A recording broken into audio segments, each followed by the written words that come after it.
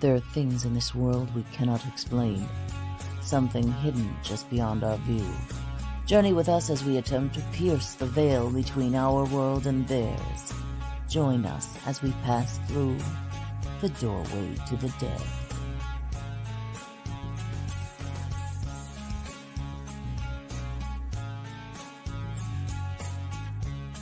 Join us at WLFE-DB.com for upcoming shows and so much more.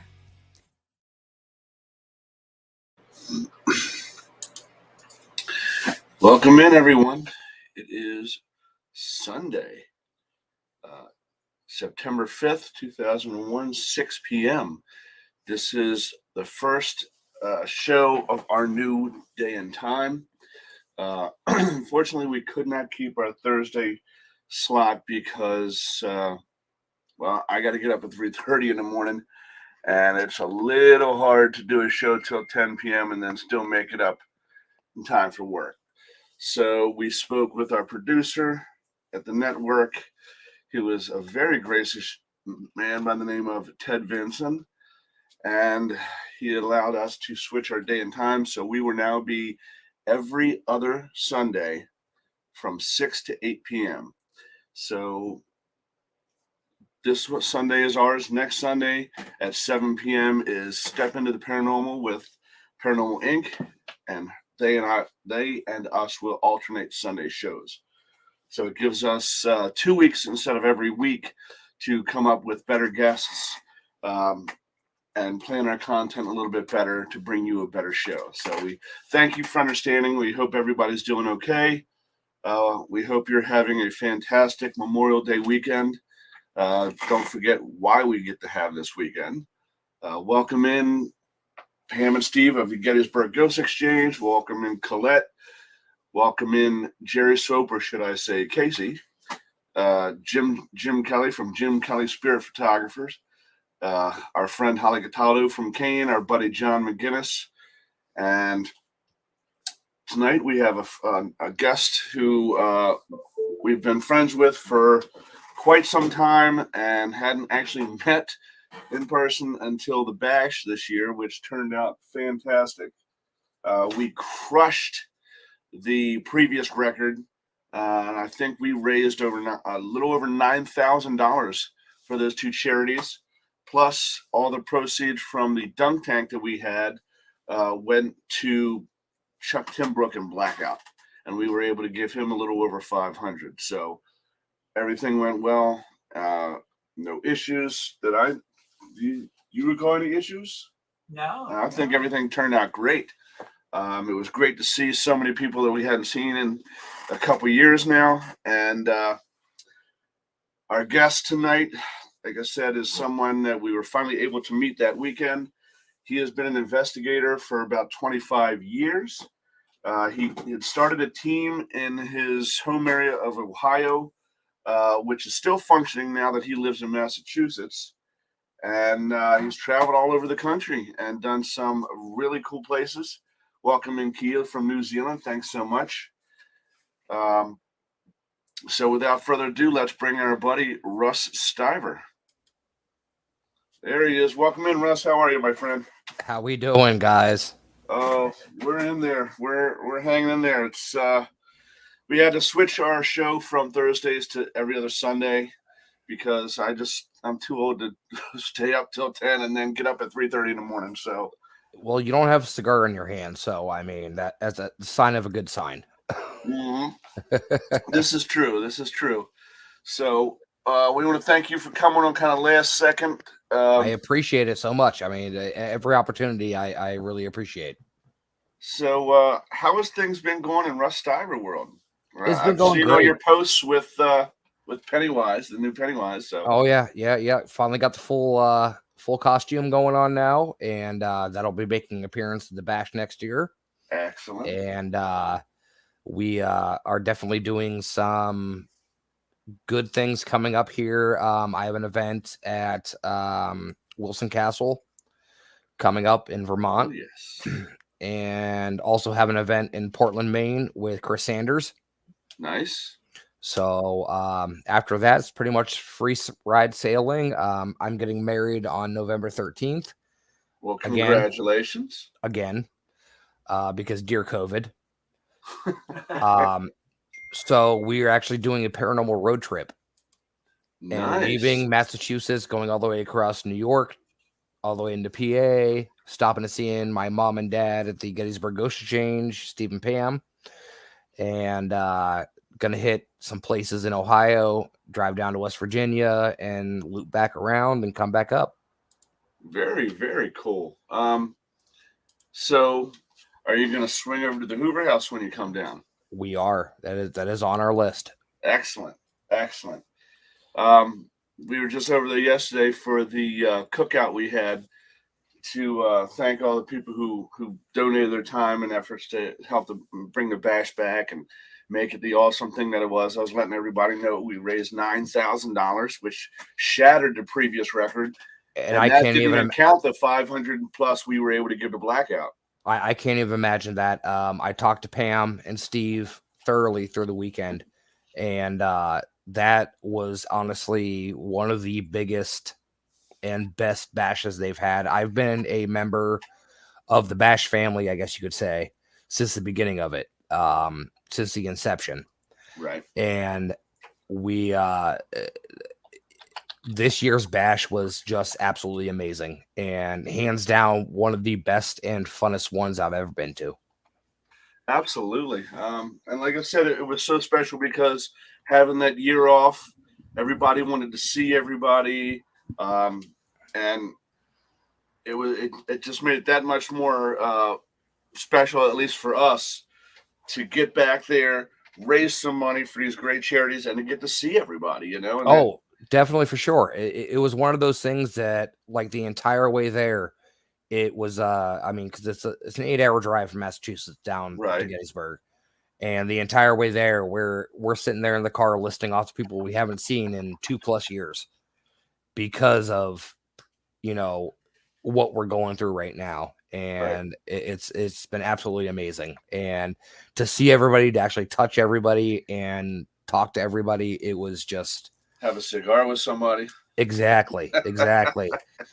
It was above and beyond what I could ever expected. And I think, we being with Pam and Steve at the Hoover House, we got to see some of the behind the scenes stuff, pardon me, and, that we weren't privy to in years past. So we knew this was going to be bigger and better than what they had previously done just because it had been 2 years. But some of the things they added were exceptional. Like, perfect example was the cigar lounge. That was amazing. Like I said, the dunk tank that we were able to give the proceeds to Blackout. Some people who hadn't been there before, we were able to get to come in, and the screening of the Gene Snitsky's movie. Yep, Dave Spink's thing, and Big Gene Snitsky's movie. Yep.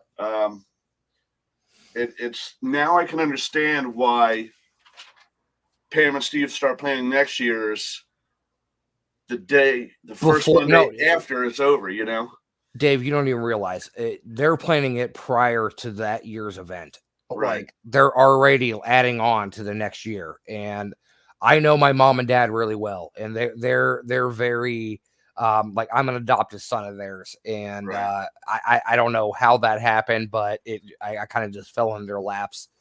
And what they do for this bash is just absolutely amazing, and hands down the greatest time anybody's ever going to have at a convention, because it's not even a convention, it's a reunion.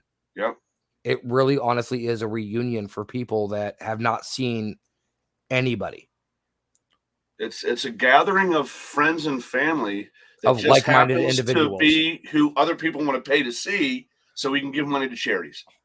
You know what? It's not even even if I am a guest speaker, a lecturer, and whatever, I would still give them money, hands down, over everything. I'm not paying to see people. I'm paying to help these charities that they're providing to. Absolutely. And me being a veteran as well as you, like, Yeah, that's what makes it so special for me. And I know I prior to um, the Hoover House and everything, talked to them about wanting to help out as much as I could. And any little things they needed help with, that type of thing. So, but let's get back to you. I don't like to What talk got about you? What myself. got you started? I mean, 25 years. I'm not that far behind you actually, so I get it. What got you started? Dave, you know my story. You were on the panel with me. I mean, at least a little bit that Jack Hanna wasn't I was talking, gonna say all I I remember mean, is that Jack Kenna guy. so I got started 25 years ago. I'm 37 years old. My first ever actual investigation was actually at Mansfield Reformatory, Wow. Shawshank Prison. Whatever anybody knows, Ohio State Reformatory, Mansfield Reformatory, you know, it was being 12 on the edge of 13 was amazing to actually go and do that, because I'm a big history person to begin with. And it was just one of those things that we got lucky to find out that we were working with the Historical Society for a cleanup, and we were able to stay over after everything was done and investigate.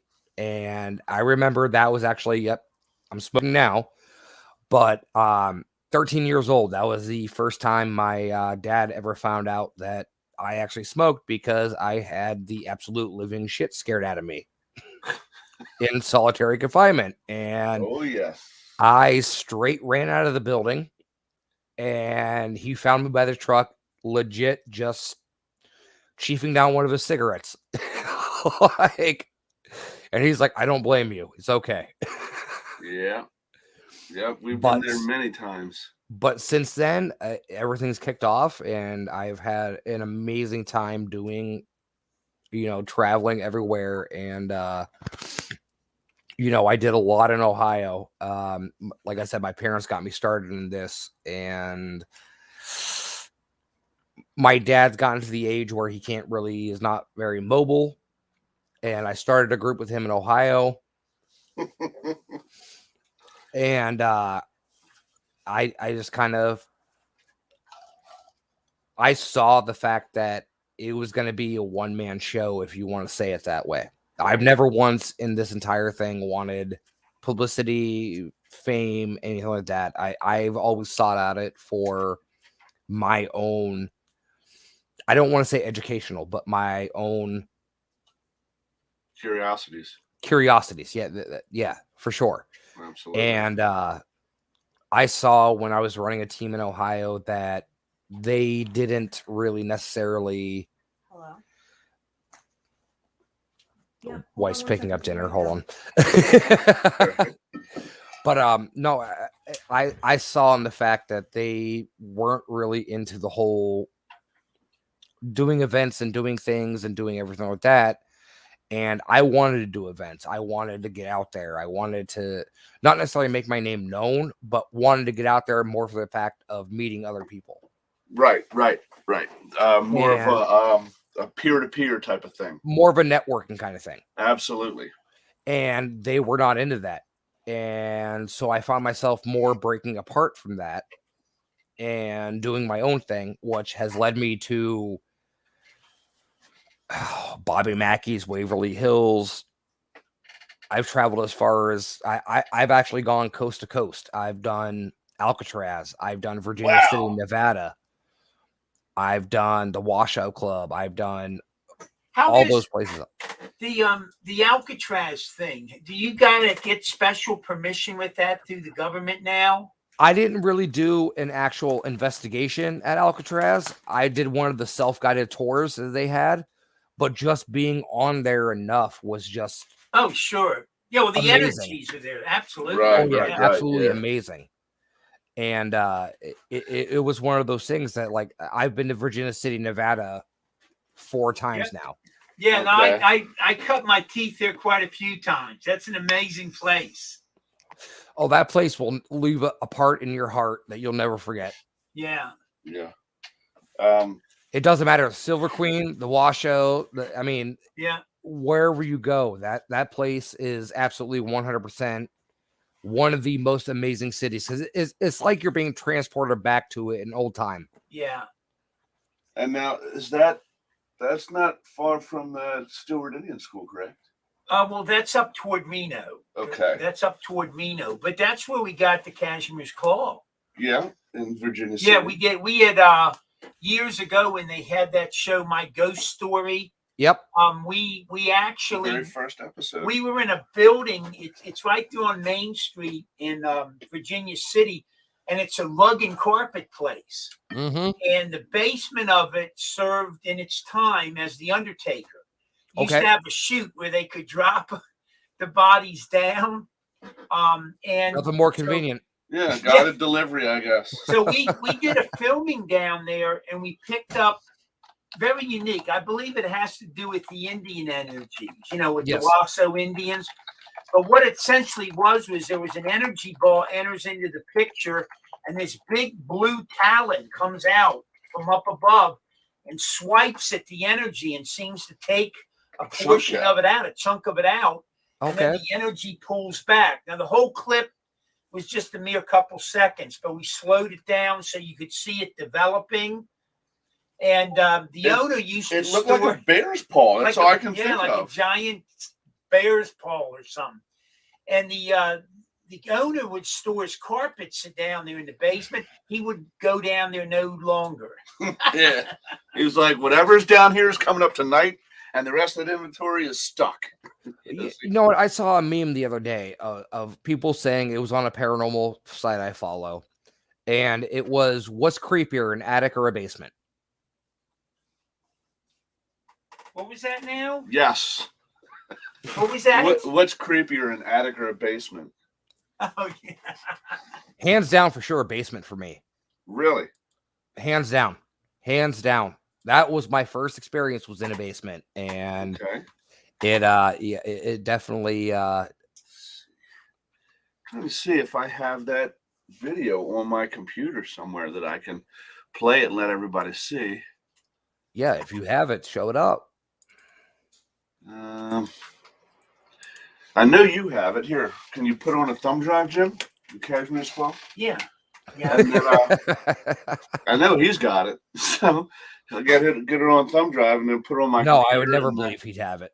What's that? I said, I'd never believe he'd have it. Not at all. No. Yeah, I mean, our friend Janet, who is one of the mediums on our team that usually remotes for us, lives out in that area, the Virginia City. I remember area. you saying that. Yeah. Yep. And Reno, Virginia City is only like 30 minutes apart. Yeah. And when I graduated my course, the plan was as a gift for graduating my schooling, that him and I were going to take a trip out there. But then, hello, COVID. So, and now the good Lord, they got two different wildfires.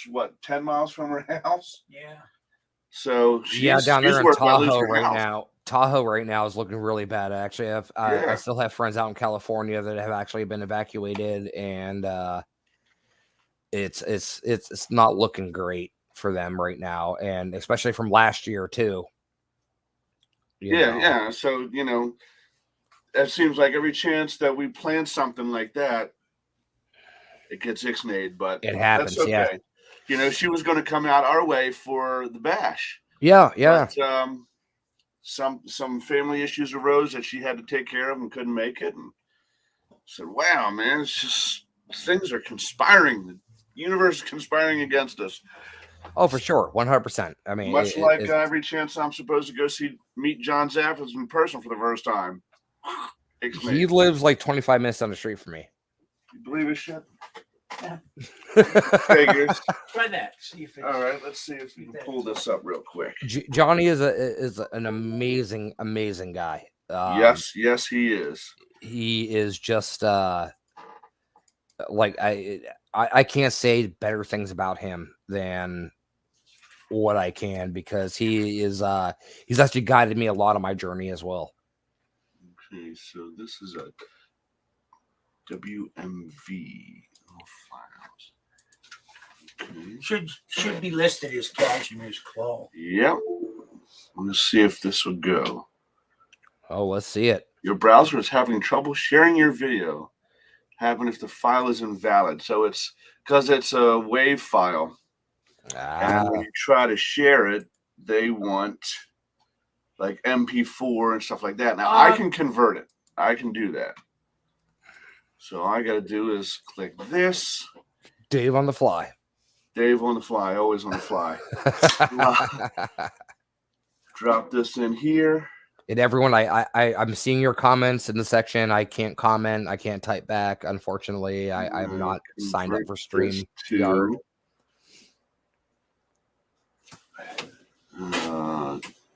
MP4. So, let's see. MP4.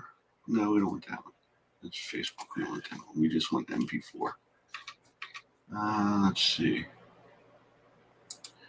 Okay, and fun fact: I'm actually heading up to Salem tomorrow. Okay, excellent. To, go visit some friends, and that doesn't go. I can get my portable one. Yeah, no, this should go. Okay, so that should go to converted files, and there it is. Okay. Let's give this a shot again. New volume, converted files, and there it is. There you go. Here it comes. Oh, no. What the hell? Why is this not working? That's a converted file. It's giving you the big finger. It really is. I'm telling you.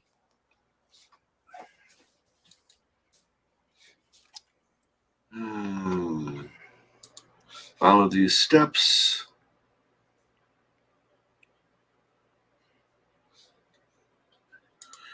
Here, select file from my computer. Hi, Kia. One. Okay. Kia.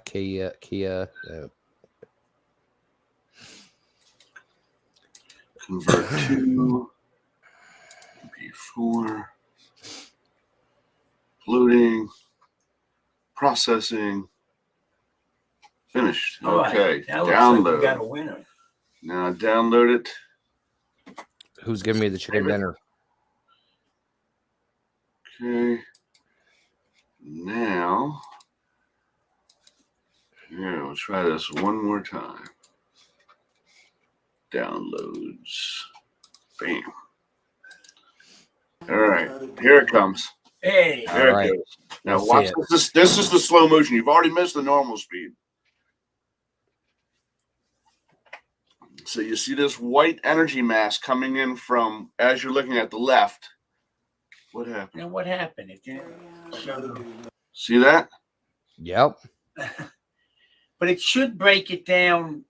It did. I think when it converted it, it cut it short. But what you can do is play and pause. See, there's the white energy on the left and what looks like a bear's claw on the right coming out of nowhere. That is very. And as it strikes it, you see it takes a gash right out of the center of it. Yep. And then the white energy retreats from where it came and the claw retreats from where it came. Very interesting. Yeah, very unique, wouldn't you say? And that is if you blink, you miss it. Yeah. That is very bam. We in all our years, we've never had anything even similar to that. I personally, I think most of us were there believed that it had to do with the native energies, Native American energies. But that's just our impression. Well, I mean, if you look at the Native American, they're very heavily on the deer and the bear and the fox and everything like that. I mean, that could very well be.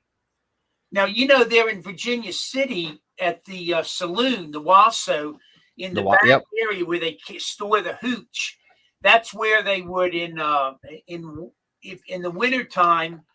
A lot of times, if they got bodies, waiting to take them over, That was a storage room. Yeah.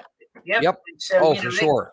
The owners, when we were there last, they were very cooperative. They let us go in that back area and do some filming and all that. He said, just don't touch the hooch. See, I was very lucky. We actually booked a private investigation when I went there the last time. And we had the place from 8 p.m. until 4 a.m. And at that point, the entire place was cleared out. Like we knew, like there was no one downstairs in the bar. There was no one on any of the levels. There was no tours being done. And it was definitely, we got some very good evidence. Very good evidence. Now, we had one other situation we were there filming when the stairs going up. Now, at this time, it was not secure upstairs. They weren't allowing anyone up there because structurally it needed some work. But the stairs going up, we picked up a mist coming up the stairs. Yep. And we got that filmed, and then the mist was gone, and then we spoke to it and requested it come back. Wow. That's something Russ just sent me. Wow, that's fantastic. Now, and this is at the Washoe Club, this picture? Nope. This is at the House of Wills in Cleveland, Ohio. Oh, yeah. We've heard all about that place. Mm-hmm. Oh, man. Woo. That was actually when we did a private investigation, my team and I. Okay. Did a private investigation, and I was the one taking a picture. You can tell I have two investigators on the right-hand side. The person dead in the middle was not there. Oh my gosh, that's amazing. That is fantastic. I don't know if you can share that or not, or whatever. If you can pop it up on there, or let me see if there's a way. My team and I, we found that after the investigation. We went back and tried to recreate it. Now, when did you do that? Do you know what time was the year? June. Wow, so you were there when the natives are restless, so to speak. I guess you could say. Yeah. Wow. So I can do this. I can share this screen. And let everybody see that. That is. Yeah, there you go. So that middle figure there is what Russ picked up. Wow, that's fantastic. There we go. And we tried to recreate it multiple times and couldn't do it. Shadowing, everything, like if you shine a flashlight on somebody, the shadow would appear 20 feet tall. And we went through everything. And that's what an investigator does, is they try to debunk every possible way, every logical way that it could happen. And here's something, Forgotten Shadows in the chat posted this, and I didn't even think about it, but because I had said it reminded me of a bear's paw, and he said, looks closer to a panther. Bear's paws are wider and the nails are longer. Panther claws are closer to a dog. And then he added this, which I didn't think about it. If it interests you, it fits thematically better too. Panthers in Native American mythology were a symbol of successful hunting, which that figure appears to do to the orb. I know, not being very familiar with the Native American culture. Thank you for that, Forgotten Shadows. Yeah, that very good. That's actually very awesome. We appreciate that input. That's great. Yeah. Never even and thought this is about what that. this is what you're supposed to do in the paranormal community. You're supposed to actually not only help people but also educate people.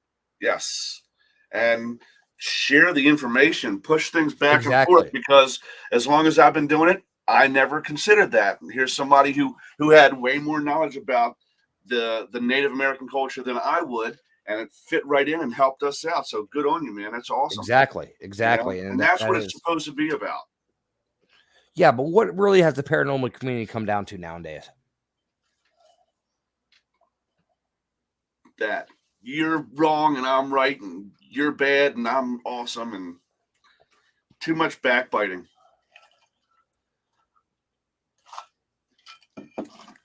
I'm going to step on you because I can get on a TV show. Yeah. Absolutely.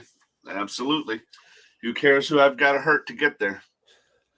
And actually, fun fact about me is I told you this, Dave, when we were standing outside the one day at the bash. I was actually in the last running for a spot on Ghost Hunters on the new one. Or not the new one, years back. And I actually I didn't get picked, but I would have turned it down to begin with. And I wasn't heard about it. I really wasn't, because the one question they asked me is, can you recreate what happens? And there's no recreation to it. If you have something truly paranormal happen to you, you can't recreate it. You can't recreate it. Right. There's no way, because that emotion, that energy, that adrenaline is not there. If you can recreate it, then you deserve an Oscar. You just debunk your own stuff. Well, we're having, as you're probably aware of us, we've sort of become, I guess the term I would say is specialized, just that we do it very frequently with the table tipping, and we're sort of like in direct communication. Oh, Jim, come on, you're an expert. Well, just throw it out there. And anyhow, Spirit will be like last night. We had several couples at the table, and interestingly enough, there was a commonality we didn't even realize when we were all at the table. And then, of the three groups there, everyone had lost a child except one person. And that is a very odd coincidence.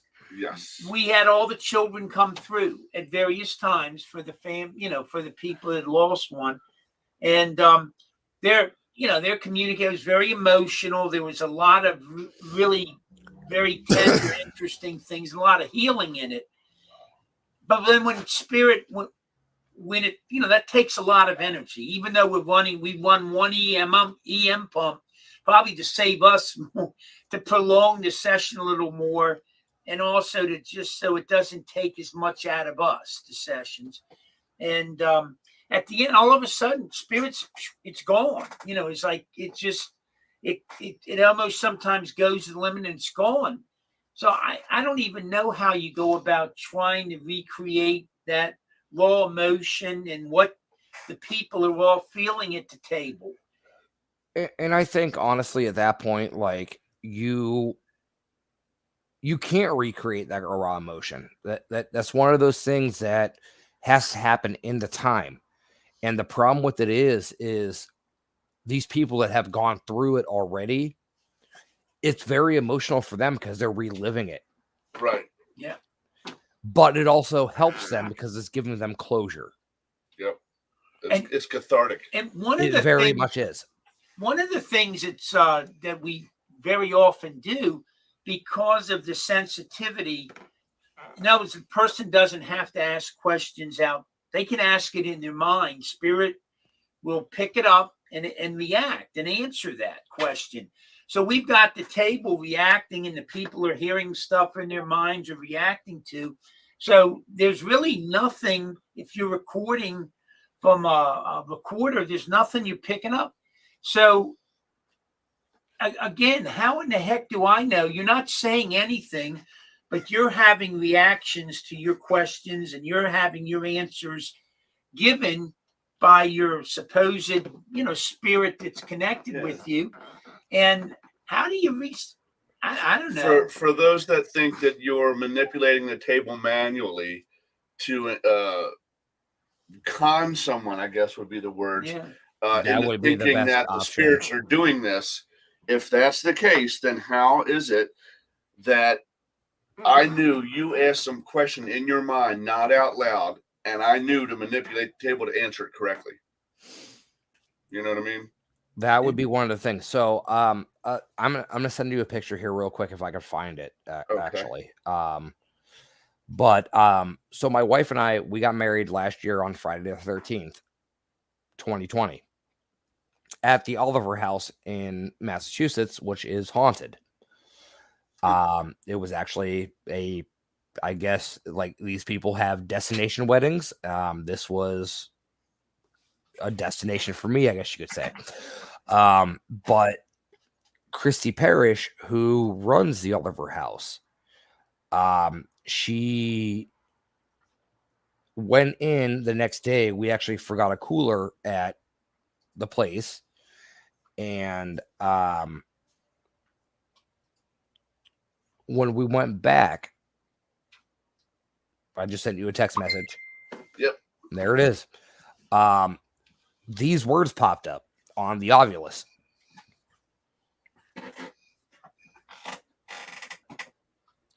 Now, Russell is not a very common name. There we go. So they had fingers, Russell, Oracle, sign. I think candles in there somewhere. Fingers. Yeah, it's just like for an Ovulus to call out my name. That's pretty thought forward right there. Yes. And I know at least the old versions of the Ovulus that we used to use back in the day, they had no proper nouns. Nope. In the database. So the names, people's names were not programmed in that database. And quite often we'd get a name pop up. And, if this isn't legit, how do you explain a word that is not programmed into this database showing up on the screen? I've used the EchoVox. I don't know. It's an app. Right. Yeah. Glenn Williams really likes EchoVox. I know how people feel about apps and everything like that. I get that. But I've done an investigation at the Orleans waterfront with Sam Baltrusis. He was running an event for National Ghost Hunting Day, actually. Okay. And the EchoVox is just like the Ovulus. It's a predetermined set dictionary. And we were getting German. I've gotten Spanish. I've gotten French. And it just words coming across that should not come across on what it is. Jim, didn't we have years and years ago, Jim took a cruise where the ship was haunted. The group that was on the ship was investigators, and every place they stopped, they took an excursion to a haunted location or an active location, I should say, and down through the Caribbean. And one of the places they stopped was Belize. Okay. They went into the jungles of Belize, where excavators had just finished unearthing half of a Mayan village. Oh. And one of the buildings was the Sun Temple, where, of course, they performed their human sacrifice. Correct. Sun God. Yep. And back then, Jim was still able to do stairs well, so made it up to the top of the Sun Temple and did a recording and got EVPs in the Mayan language that they had to bring back to the ship and have someone to translate for them. Oh, wow.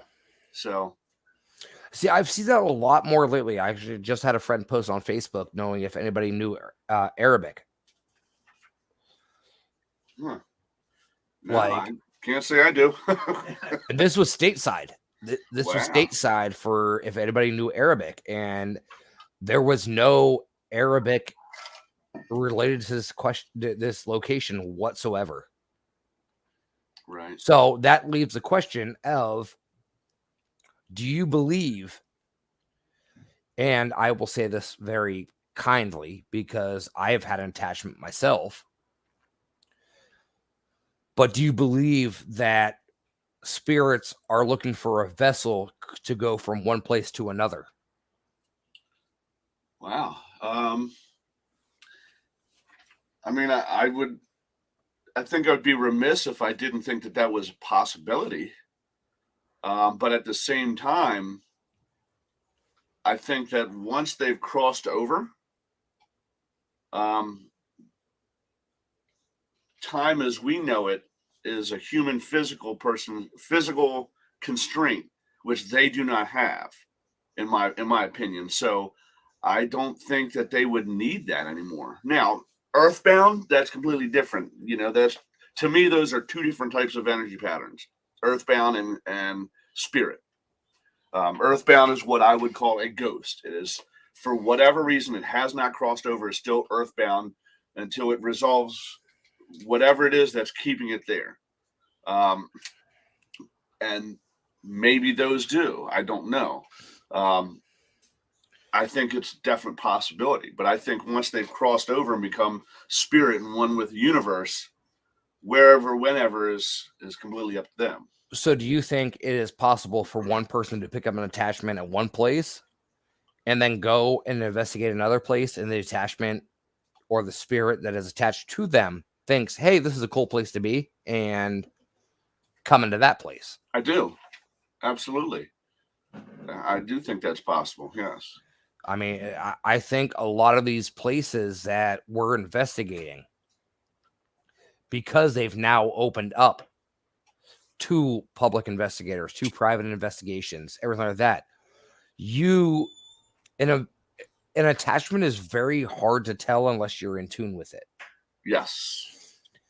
And I think a lot of these places have spirits that have been brought in by other people. Absolutely. So you have these people that are claiming the Skilla Axe Murder House, Bobby Mackey's, Waverly Hills, these places that have a demonic presence. I don't think those are attributed to the actual time there. Right. The location itself. Look at Amityville. Yeah. I don't think, like, I know Christopher very well. I've talked to him on a daily basis, and I don't think that a spirit that is tied to a location is the only spirit there, I guess you could say. Right. Because you have all these people in and out. You have the daily foot traffic. Yeah. So that's why I find very hard to believe claims of a location of, oh, we have this demonic spirit here, we have this friendly spirit here. I think that we're just vessels for these spirits of places that we go to jump off. Because I've removed attachments myself before. I've had one removed from me. It took 2.5 hours to remove from me. And I think that we're just an Uber. We're an Uber. They're hitchhikers. We're an Uber. And we're taking them to where they feel comfortable to going off of. Yeah. Well, yeah, I mean, Kia, yes, you're right. You're right. They do have a tendency to connect to items as well. Yes. But I think that's one of the most fascinating parts of our field is that conversations like this, where new ideas are brought up and new theories are suggested. And now let's go out and test those theories. Let's go out and find a way to investigate that claim or that theory, because anyone who says they're an expert in this field, I don't, because I don't like to do it this way, but a part of me wants to automatically dismiss them right out of, just go away from me. I don't believe anything you say, because it's a theory of conjecture and theory, and that's the field. It's based on theory and conjecture. How can you be an expert in that? Do you have a degree in paranormal studies, paranormal psychology, paranormal whatever? I've actually, I lived in North Carolina for 2 years. I had the great chance to actually visit the now it's escaping me, at Duke. They actually have a yes, from the 1970s case they moved the movie The Entity was based on. Yes, they actually have an actual, it's not associated with Duke anymore. Right. They moved it off site, and I'm not sure. I haven't looked into it for a couple of years, but it actually is an actual thing. There is actually a paranormal psychology program. Yes. It is not college accredited, unfortunately. Right. Because if that was a thing, I'm sure you'd have all these people out there going, "Oh, I'm certified." Right. Now, I'm I'm going a back to professional. school. I know I'd be saying that. Here's my card. But Exactly. no, it's I've met Ed before. I've met Lorraine before. You know, the one person that I never got to meet, unfortunately, was Hans Holzer. Yes. And his work still carries on just as well as the Warrens. Absolutely. Absolutely. And you'll see it when you get a chance to come by. But when we did our walkthrough of the historic Hoover House before we had set to purchase it with the realtor, on the second floor, as soon as you come off the steps, you're in like another foyer, and there's bedrooms on the sides. Well, the one directly to your left, the very first one there, when I walked in, opens up. It's a big, beautiful room, and then I turn around and all I see is built-in bookcases. One whole wall over the doorway and around the top of the other wall. That's And beautiful. the first thing that struck me was Hans Holzer. This is a guy who spends so much more time investigating the history, doing his research, than he actually did investigating at the location. Honestly, I wouldn't Research say so he was much for him. I wouldn't even say he was investigating. He was debunking. That's Hans and Holzer, researching. Hans Holzer was not the type of person that was like, okay, that's paranormal. No, Right. I'm going to look at every single possibility. Yes. To debunk this and say, okay, this is a wind coming through a cracked glass before I say anything else at all. Yep. Ooh. Hold on. Listen. Okay. Oh, Jim's up now. Come on, Jim. Get over here. Yeah. Got me right in the. I'm trying to. It's. I'll be right there. Sorry. Come on over, Jim. It's all right. I won't bite. Don't worry. There we go. We with the Hoover House now, we have the account set up so the 12th of the month, the money transfers over. They do an automatic pullout on the mortgage. Awesome. So I'm making sure that the money's in there for the mortgage. You got to make sure that is happening. Yeah, it's the first, especially too, first year of our business. We're trying to not have any giddy ups and all that. So I completely get it. That's perfectly fine. We really, and that's one thing I want to thank the paranormal community. Oh my God, they've been so supportive. We do have bookings on B2B and we have bookings on booking.com. And Pam does a great job at balancing it. So if we have a paranormal group book a house, we don't take bookings on the other. So it's the house is basically available for everyone to use with, investigating and whatnot. On the other hand, if we have people coming in on the B2B, then we don't book it full of ghost hunters, so that we're trying to serve two masters. But the paranormal community has been fantastic, and you'll never find a greater community. You'll never find a greater community than the paranormal they've been community. So great, and the spirits have been amazing. I mean, last week before the bash, that Thursday, I'm there at the house, and I'm talking to the spirits. I'm saying, spirits, we're going to have a lot of people coming over and to come visit, and I have the Phasma box on one, and it's clear as a bell. They come to, we'll be here, just like that, clear as a bell. And I want to throw one thing out there, which I think is a minor miracle given the times we're in. The Thursday before the bash, we did a session with Spirit, and we were asking Spirit if, and we had prayers, if whatever they could do, if they would work to protect the community coming in so that the people traveling both in and going home could do so safely, and also to protect us from the pandemic and everything going on. And to our knowledge, everyone coming and going got home safe and sound. and we're not aware of anybody having contracted COVID or that Nope. with all those people at the bash. I haven't heard a word. I haven't And either. we So had to stay. We have, I wouldn't say unfortunately, because I love spending time with everybody there. We had to stay an extra day because Hurricane Ida was coming in. Yes, yeah. And when we were leaving and what we were driving through, the eye was actually supposed to hit right where we were driving through. So we ended up staying an extra day, and we got home safe and sound. My house was perfectly fine, no damage, nothing. Well, we actually had a session with Spirit. We had prayers as well, and we asked whatever powers they could bring to bear and whatever, if they could do that to protect. And then, like I said, with giving and taking into account everything going on, I think it is like a minor miracle. I'm not aware it is of that, but I just sort of threw that out for everyone. Your things back. I'm not a spiritual guy. I'm not a religious guy. Well, I let me rephrase that. I'm not a religious guy, but I am a spiritual guy.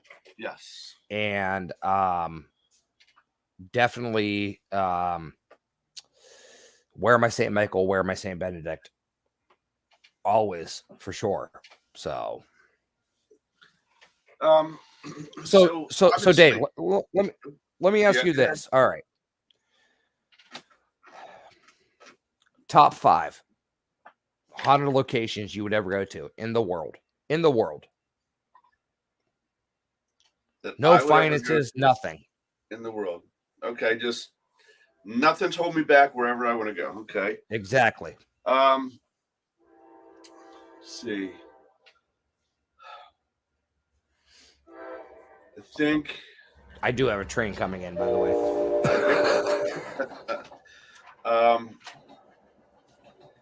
I want to go to. Like I said, it could be anywhere. This could be like no budget is not an option. Doesn't matter. Okay, well, I don't. Wherever you want to travel. I can't pinpoint any specific one, but the How? castle. No. Just for this, like I want to go see the castles, the haunted castles in Ireland. I can't pinpoint one specific castle, but that is very true. But Ireland would be one. Leap Castle would be probably the most known, right? The most known, yes. I know it's not. Again, in your scenario, I can go, but I know as of right now, it is privately owned, and the couple that lives there wants nothing to do with any kind of paranormal stuff. But the La Laurie House in New Orleans. Okay. I think that would be fascinating. Everybody listening, put your top 5 in the comments as well.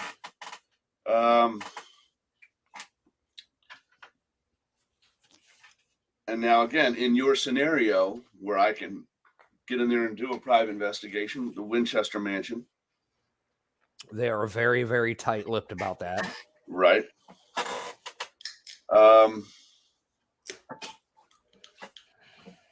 I'd have to say the Villisca Axe Murder House, only because not so much for the what could be paranormal, but because I'd like to see if I can make contact and get a play-by-play exactly of what happened to try and figure out who the person was that committed those heinous crimes. After this, I will send you a link of something of a friend of mine. That actually I'll see her next month. They did a private investigation at the Viscella Axe Murder House, and the EVP they caught will send chills through your spine. Okay. Wow. I will forward it to you after this is all done because that's their evidence. It's not mine. Right. But they sent it to me to validate. Okay. Okay, so you're up to 3. Okay.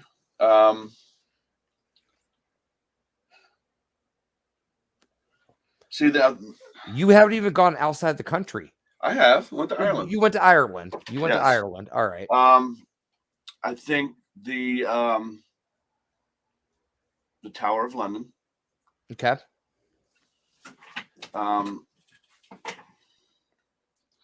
There's a lot of places I like to go, but I wouldn't, even if I had your scenario, I wouldn't, because I would think it would be disrespectful, like some of the concentration camps or the beaches at Normandy, something like that. I think that would be disrespectful. So I completely agree with you. That's why I don't investigate cemeteries. let's see. Come on, anywhere in the world. I'm trying to think. There's one in Spain I'd heard of. Palavica Island. Is Pavia? Is that off of Spain? Yep. That one. Island of Dolls. Yes. Yes. The one I, for a long time. No, Jim, you got 5. You got 5, not just one. You got 5. Well, Come on. Well, a lot of them are set. I'm just going to keep one particular one, but I've changed. Oh, screw Dave. You ain't traveling with him. Where are you going? Have you heard of Wewelsburg Castle? WEW. Yes, I have. And yes, I have. I was always sort of fascinated, but then on second thought, I don't handle negativity, the extreme negativity. So I don't know that I just have a feeling that would not be a good place for me. I protect myself a lot when I go into locations because I am, unfortunately, I don't say this a lot, but I am a psychic medium. So I do pick up on energies very quickly. And a lot of times it drains me if I don't protect myself correctly. Yeah. And there are some places I can't go into. About 6 years ago, I went to a Titanic exhibit that they did they actually had actual artifacts from the Titanic. And I was in there for maybe 20 minutes and I had to leave because I was picking up on the energy of everything that happened and I couldn't do it. I've heard that from others before who've done some of the rotating museums with a lot of the original artifacts. Yes, I've heard that. Yep. It was so heavy. It was like it really was so heavy that it was ridiculous. Have you, just out of curiosity, I've looked, I've never seen any evidence. I know that Wewelsburg is maintained as a museum, so it is open to the public. But I've never been able to find out where anybody's done any investigation in there or had any kind of, I don't think it's ever been done. I suspect it hasn't either. I think they're using it as more of a tourist location than an investigation location, and that's what a lot of places are doing these days. Yeah. So I mean I do agree with Dave. I think with the concentration camps, I don't think I could, just out of respect and all that, I don't think I could do it. Of course, I like, one of my dream sites is Auschwitz. I mean that would be like not even just for the paranormal investigation part of it or the spiritual activity. It would be more me going there to pay my respects. Right. Now this might interest you. This past about a week and a half ago, we had a good friend. I won't disclose who it was just because it's so personal, but his family and him, they had booked a night at the Hoover House. Yep. And had requested if we could do a session. He's very experienced in many different fields, but had never really done the table tipping. And a close friend of his had done it, and we'd had really good results.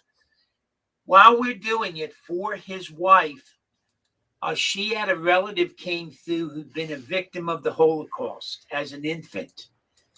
And oh wow, as an infant? As an infant. And oh wow. He told me after the fact that the family had, I guess, very rarely talked about this particular relative. The father had already been sent away to a concentration camp. The mother actually survived the war. The infant did not. It was very young.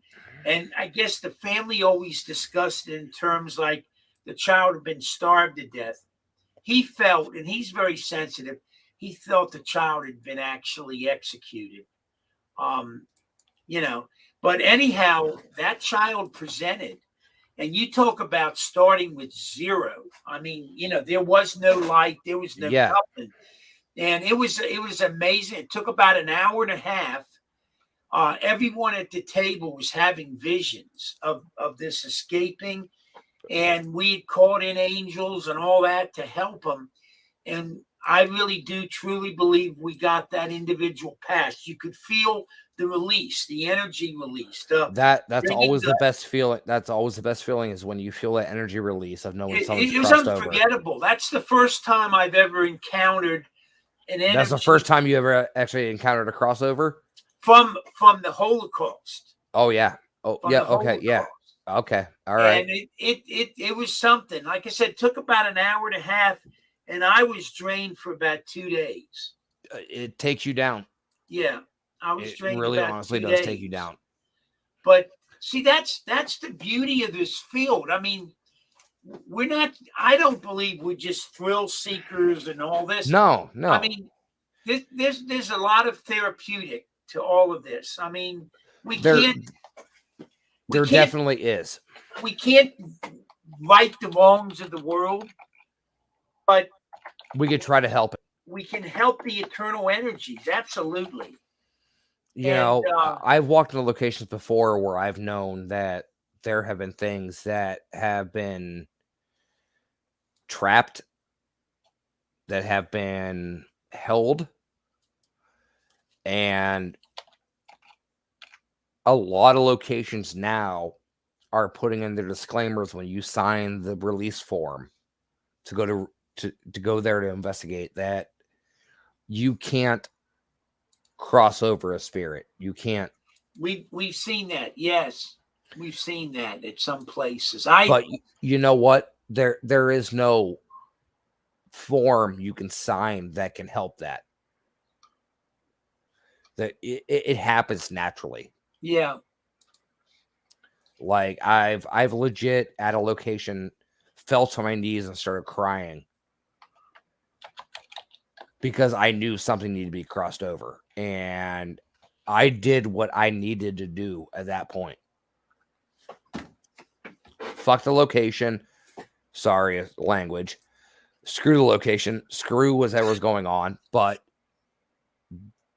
that spirit at that point is more important than the $35, $40 you're giving to a location. I'm with you, Russ, on that. I mean, they're right. It's a higher order. Absolutely. And the problem with it is these locations are trying to keep spirits in there. Yeah. Excellent point. They're trying to keep it in there because guess what? It's good for business. Yeah. And I think that's going to be a costly error on their part, because you can't do that without repercussions. Oh, for sure. Hands down. Hands down. Just to interject, I don't know if either of you knew this. I didn't until literally just now. You can go on Airbnb, the same place that you can use to stay at the Hoover House. Yeah. And rent evenings to sleep at Dracula's Castle in Transylvania. But you better be in damn good shape, because getting there is not easy. You know where else you can rent a room to sleep in? It's crazy. The Satanic Temple in Salem, Massachusetts. I'm not sure I would want to do that, but I guess there's some thrill seekers out there that are into that kind of thing. I will tell you this before you get any preconceived notions in your head. The Satanic Temple in Massachusetts, they are the nicest people you will ever meet in your life. Really? They are. Everybody has this preconceived notion that the Satanic Temple is evil, hanging people upside down, bloodletting, sacrifices, everything like that. That's not how it is. They are actually a very, very good, kind-hearted people. And that is one of those things that you have a name attached to you, and everybody thinks the worst. But I tell you what, I've been there before. They are the nicest people I have ever met. They actually give you the full knowledge of what is going on. They give you the full knowledge of this is who we are. and they answer any questions, whatever you have. Yeah, apparently this says a horse-drawn carriage carries you swiftly through Transylvania as the sun sets towards the horizon, heralding the hours of swooping bats and howling wolves. When you come around the final bend on the tree-lined road, you'll catch a glimpse of Bron Castle. This misty mountaintop manor is home for the night. The chill that suddenly fills the carriage is not the evening mist. It's fear older than the forests now grown up around the castle rock. This is the lair of vampires, and you cannot leave until dawn. But you know, Oh, I'm sorry. Yeah. Dr. Stoker, Bram Stoker's great-grandnephew, will answer your knock on the castle's imposing wooden doors. He will be your host for the night and resident expert on Transylvania lore. Wow. I'm sorry. I think that would be awesome. I would absolutely do that. But I would do that. A number of years ago, there was an experienced group of guys, 2 guys, and they had done a rather strenuous hike to get up to the castle. Were they breaking in, or were they actually going? No, they were going. They had permission, yeah.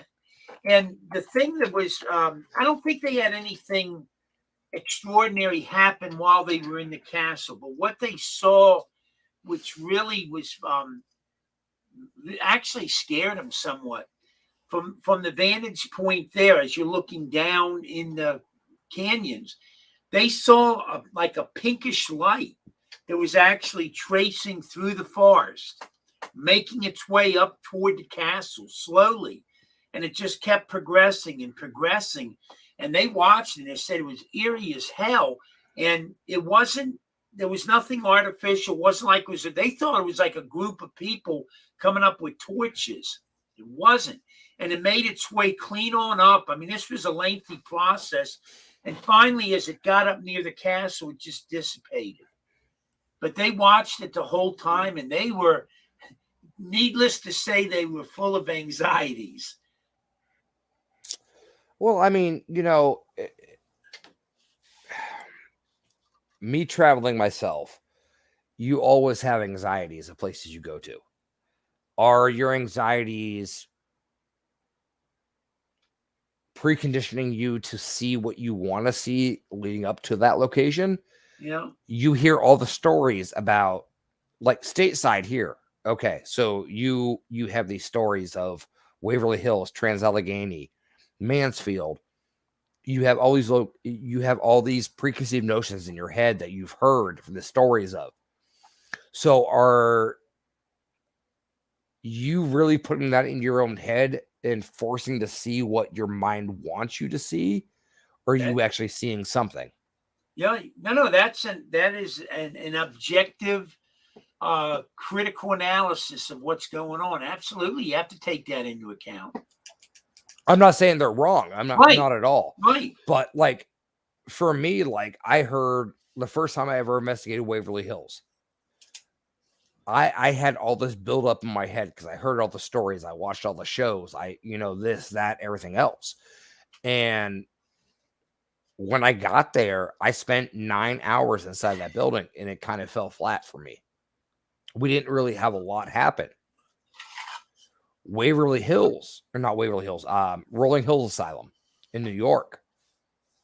I tell you what, one of the best places I've ever investigated in my life. Yeah, we had one of the best places ever. That place does not disappoint one time over. I did not know any information about it at all. One of my close friends, Sharon, she owns it. I know her personally. I've talked to her. Yep. I've known her years. And every time I go there, I am never once disappointed. We've been looking to get back there for years now. Do it. Let's do it. Set it up. Unfortunately, the time that we went, the giant Ted, the shadow figure that's down in that one hallway. Who's the gentle giant? Roy. I'm sorry, Roy. Yes. Who's the gentle giant? Yes, sir. Even he was being less than cordial because the weekend before we had gone, Zach Baggins and his team was there, and they're provoking and all this shit. So everything there was all oh. angry and riled up because of that. Oh, the So fake when door we got slam? there, Yeah. I know exactly You know? what you're talking about. Yeah. So Yeah, we were wondering because we generally do not have issues like that. And I talked to one of the aides and I said, "What's going on?" I actually had Marlena Treat is who we talked with.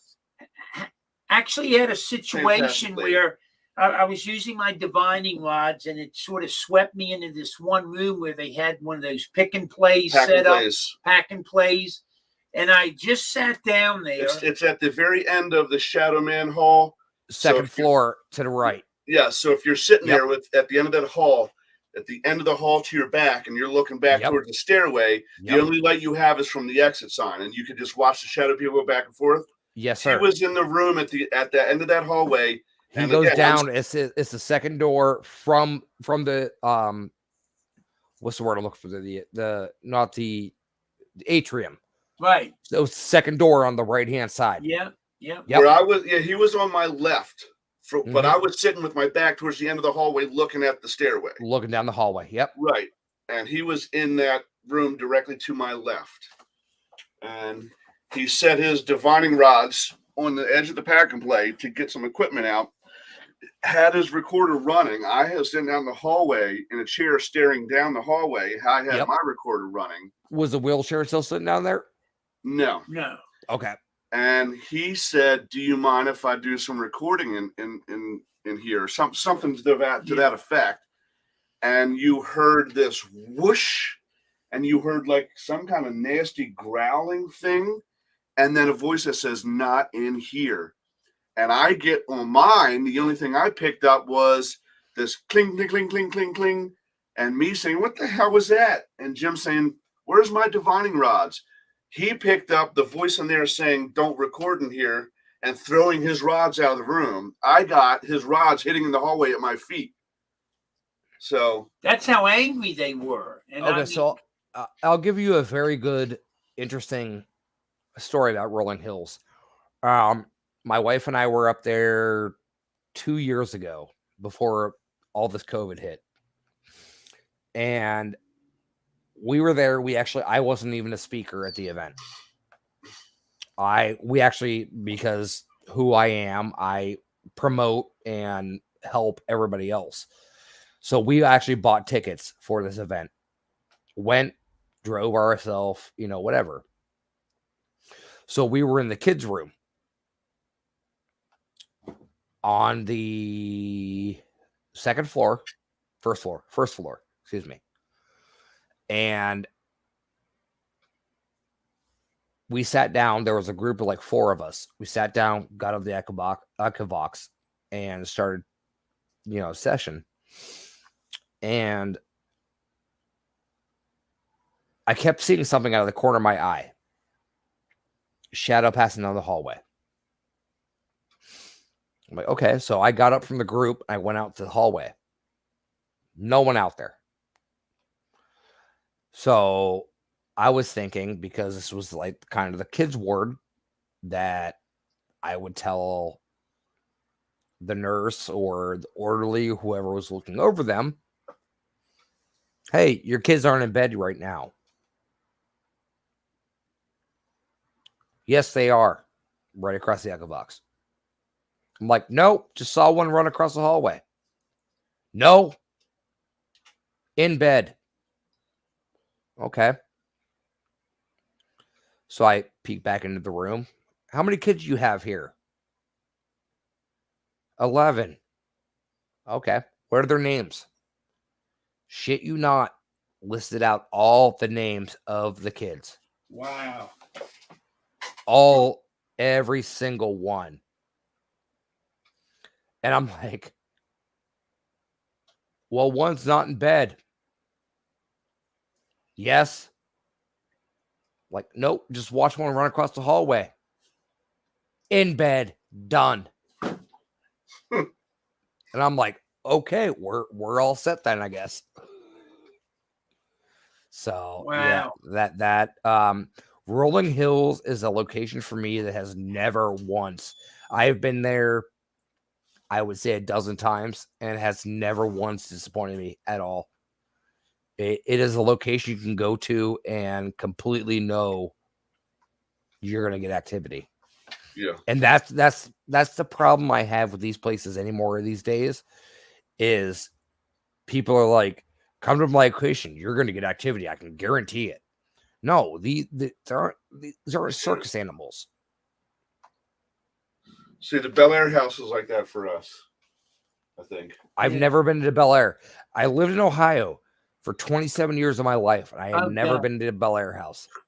Well, it just so happens that we had, again, prior to COVID, we had booked a 3-day weekend up there, coming Friday, Saturday, leave Sunday. And after accepting our booking and the money, we get a message from Kristen, the owner, that who was at the bash, actually, that she's accidentally double booked it. And the other team had never been there. So we backed out so they could have their first time there. And as a thank you, she guaranteed us a free weekend. So we have a free weekend at the Bel Air house sitting on the books waiting for us. Hey, November 14th, 15th. I mean, we're going to be in Ohio that time. So, I mean, no, like I said, we're taking a honeymoon road trip after we get married, and we're hitting up Saratoga Springs in New York. That's one. I'm a big racing fan. I want to go to the Thoroughbred Hall of Fame up in Saratoga. Yep. And that's one place I really want to get to. I've never been up there. Well, my buddy Steve Broad, he actually does not own. Do not take that. He is the caretaker of the Saratoga County Homestead. That is a shut down. I don't know if it's a mental asylum or TB hospital or whatever it may be. But gonna hit there. We're gonna hit Hotel Conneaut in Conneaut, Ohio. Yeah. And the amusement park. Actually worked there as a kid. Yeah. Now is that the Shawnee? No. That's a different one. That's a different amusement park. Okay. One. Yeah. Now that the hotel there's still open, right? It is correct. It is still open and functioning. Yep, that's what I thought. Yep. The amusement park has experienced numerous unexplained fires to their rides, to their food stands, to whatever. What's the name of the amusement park? Conneaut Lake Park. Yeah, I've never been there. I've read about it many times. I worked there when I was a kid. Oh, really? Yes, I did. And they say, but the hotel has activity as well, correct? It definitely does. Actually, the hotel actually caught fire. Wow. I know. It actually burnt down some of the hotel. So they've been working to renovate it. I know that. It's a lot of. It's huge, right? Pretty large. It is. It is very big. I went there when I was a kid at, I want to say 15 years old. I worked in the park as a food vendor to raise money for my homecoming dance. Wow. And it actually, I had a very interesting experience there, where during the time they actually held all the vendors or employees on one level of the hotel. They give them hotel for free to stay. And the room next to me was actually completely vacant. No one was in there. About 1:00 in the morning, I hear the adjoining door room start jiggling. The doorknob starting to try to turn. So my buddy I was with, I was like, dude, somebody's trying to get into the door. He's like, no, and he heard it. So he got up and went over and checked the door. And as soon as he went to put his ear against the door to see if anybody was there, the door started banging off the hinges.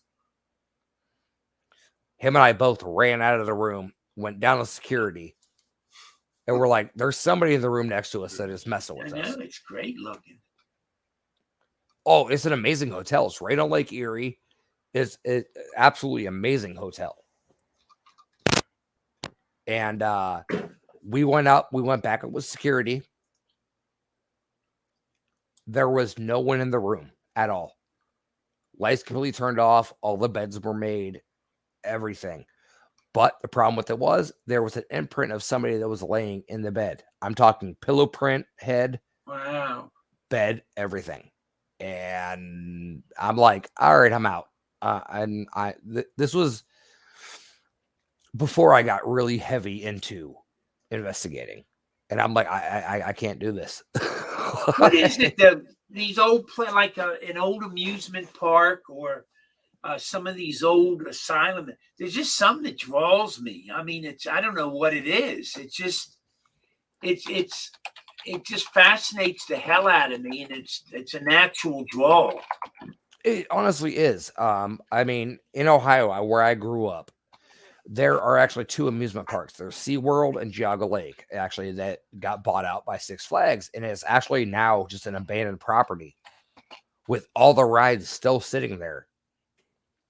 And I would love to go back and explore both properties.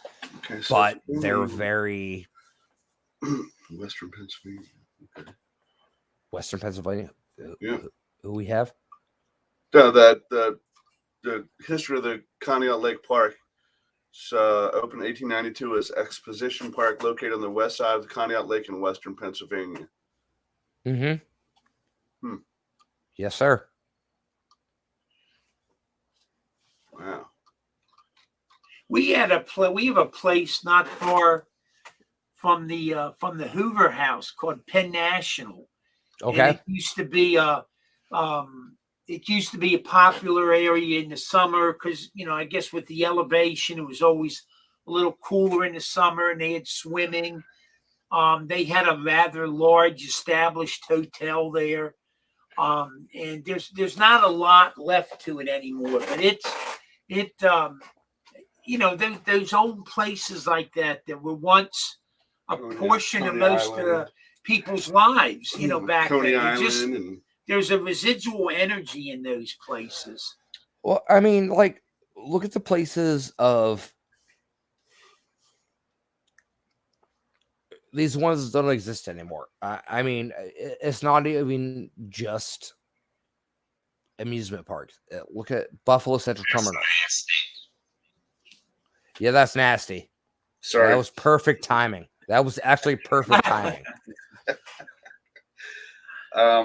Pripyat's another one. You can't Pripyat. I would love to go to Pripyat. That's actually on my list of places I want to go. And as morbid as it sounds, no, Pripyat was the town, the small Chernobyl city that they built 20 some miles from Chernobyl to house all the workers. Yes. Oh, yes. Oh, that's okay. I know what you're talking about. Oh, yeah, wow. Pripyat. Yeah. So I mean, like my 5 list. Like honestly, if I could go anywhere, it would be Palavica Island, it was a Doll Island. It'd be Pripyat, Lep Castle, Ireland. It would be the catacombs in France. See, that scares the shit out of me. It's just... I would definitely do it in a heartbeat. And I honestly don't know what my 5th would be because my 5th used to be Alcatraz, and I've been there. Yeah. I hear at the catacombs, the security down there is very intense about, I guess, when you're ready to leave. Yeah. They check you to make sure you're not taking any bones or that. Well, I mean, that brings up another topic here. You go into these haunted locations. Okay, you go into any haunted location, whether it be the Hinsdale House, whether it be Rolling Hills, whether it be Trans-Allegheny, Waverly, whatever. As an investigator, you do not take anything from any location you've ever been to.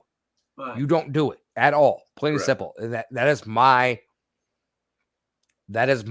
thoroughbred standpoint.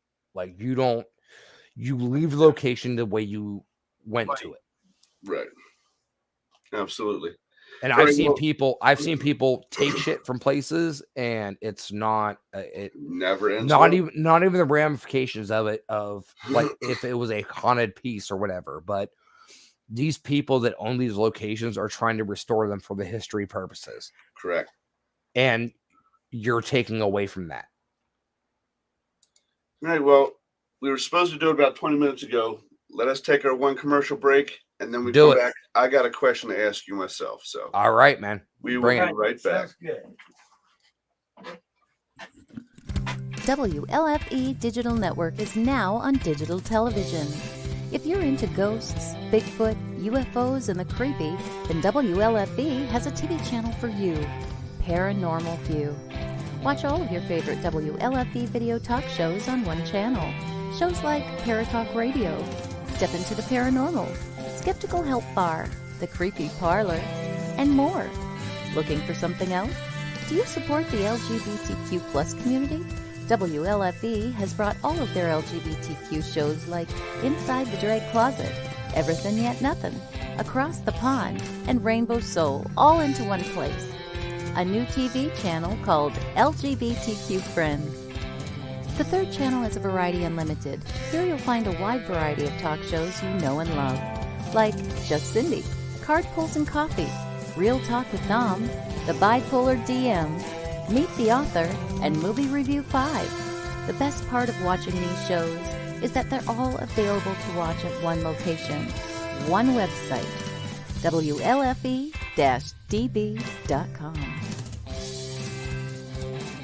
You are listening to WLFE-DBradio.com, where our shows are your shows. Listen to the WLFE-DB podcast, available on Spreaker, Spotify, and iHeartRadio. Check out shows like Paratalk Radio, Inside the Drag Closet, and Step into the Paranormal. Now, on to your favorite podcast app. This is Dominic Santasero with Real Talk with Dom. You are listening to WLFE-DBradio.com, where our shows are your shows.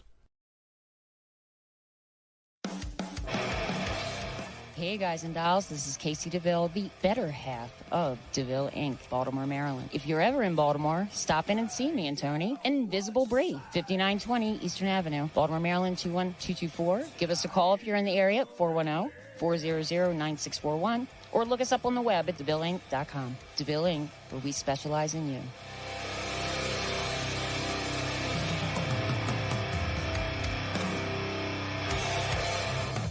Oh, yeah. Life just got sweeter now that WLFE-DB has merchandise. Show your support by purchasing your t-shirts for WLFE, Paratalk Radio, Inside the Drag Closet, and more. But it doesn't stop there. T-shirts, coffee mugs, tanks, buttons, cloth bags, and more. Go to WLFE-DB.com. On the top bar, click on the merchandise tab and bam, there you go. You got merch. Support the shows. WLFE-DB.com. You're listening to WLFE DB Radio. Now, back to our program.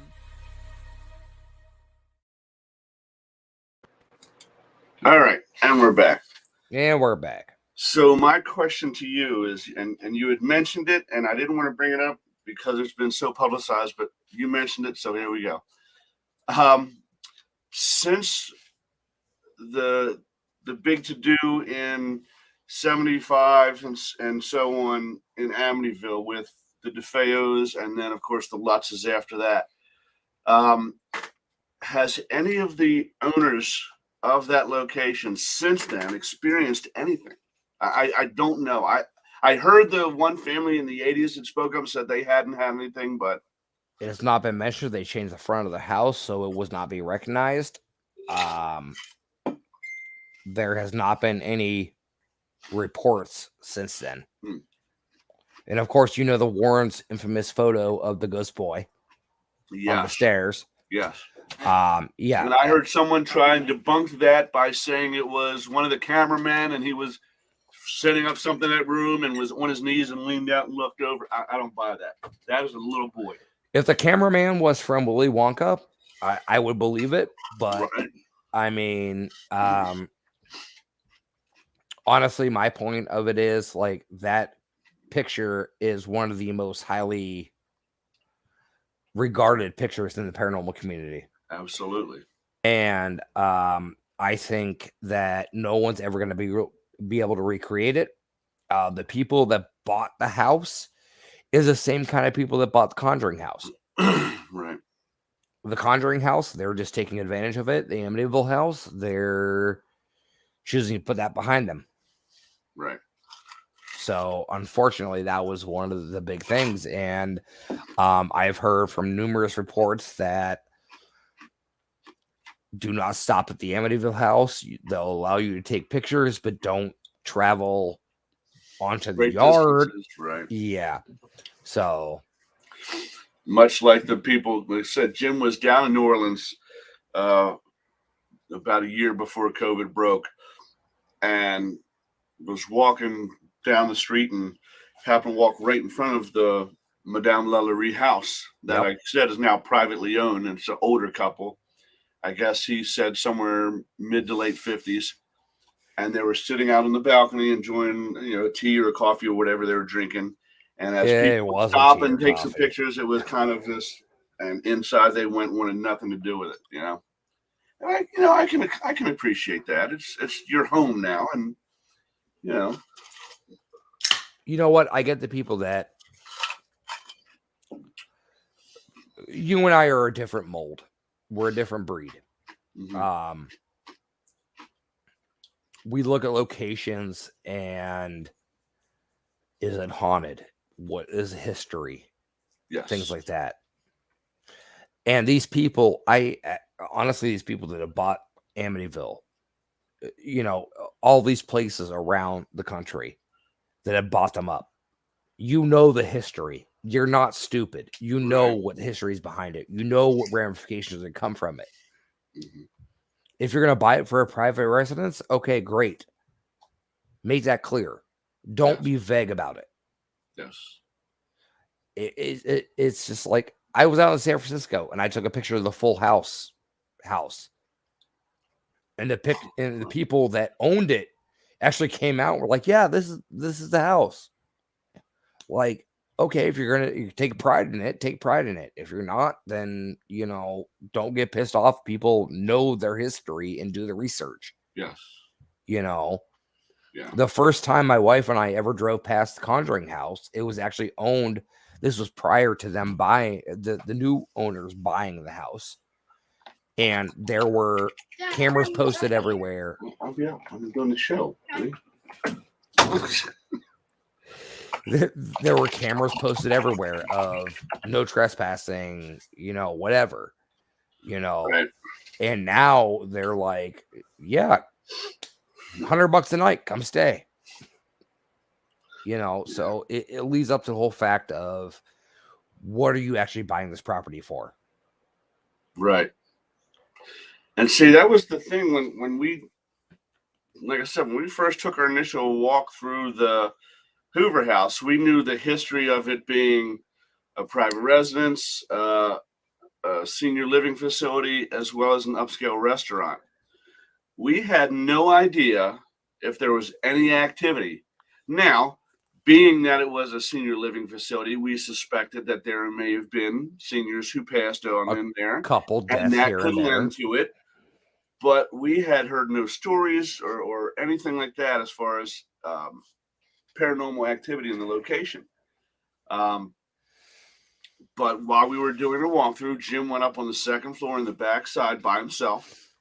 And as Jim always does. Jim made it up there? Huh? Yeah. Jim made it up there? Yeah, well, that's the good thing about the Hoover house. The main staircase, they have a very short rise on their steps. Gotcha. So all right. It's easier for him to maneuver. Plus, there's 2 elevators in there.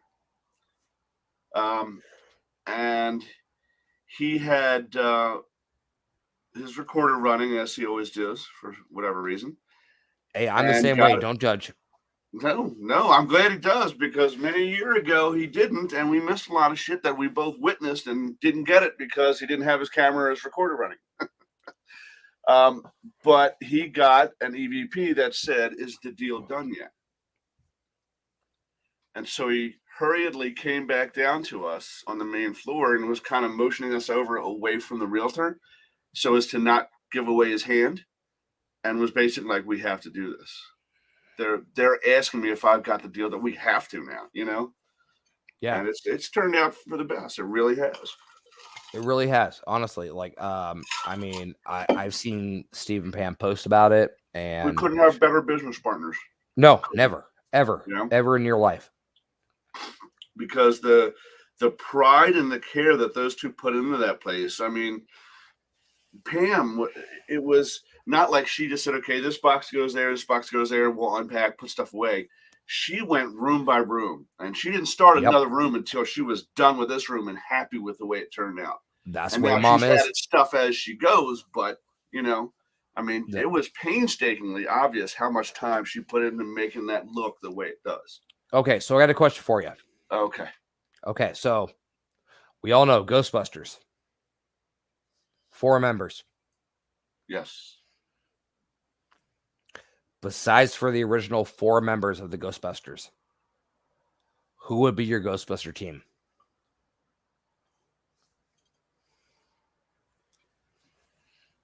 I got to pick Jim. Oh shit! Honestly. I stumped him. I got to pick Jim. Jim's got to be there. This could be anybody in the world. I know, but I've got to have Jim. I'm so comfortable working with him after 20 plus years. I think if I went out without him, it would feel awkward. It just would. You grow comfortable with the people you're around. Yeah.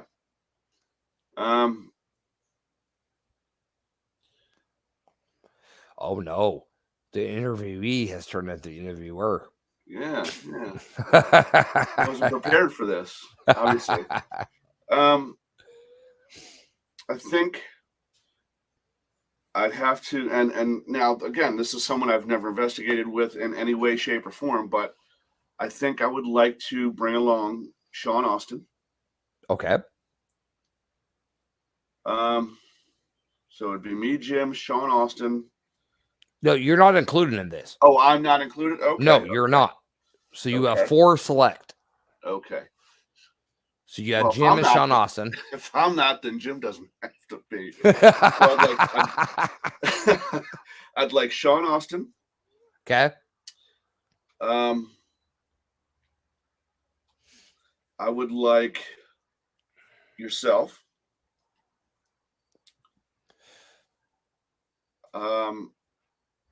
I would like Ed Warren. Well, we're going to be investigating the investigators. Oh, so it has to be someone who's alive. Okay. No, it doesn't have to be somebody else. I'm just giving you hell. So you, Ed, Sean Austin, and Hans Holzer. You're right on point with that. Because how mine.